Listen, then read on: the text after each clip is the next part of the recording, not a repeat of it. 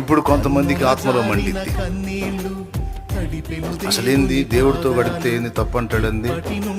మళ్ళీ చెప్తున్నా, మైండ్ దగ్గర పెట్టుకుని నేను చెప్పేటప్పుడు దేవుడితో గడిపితే తప్పని కూడా అనలా, నేను అల్లా. మంచే, దేవునితో గడపటం మంచే, కానీ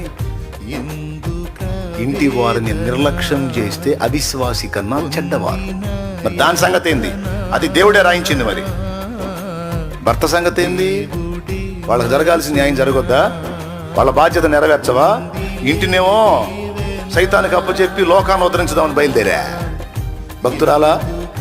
ఇంటిని, భర్తని, పిల్లల్ని సైతానికి అప్పచెప్పి లోకాన్ని బాగా ప్రపంచకాన్ని ఉద్ధరిద్దామని బయలుదేరింది.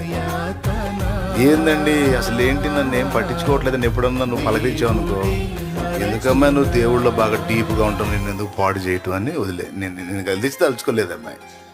అసలు వదిలేసి ఊరుకున్నాడు, అసలు పలకరించట్లేదు, కదిలించట్లేదు అంటే అర్థమైందా ఏం జరుగుతుందో?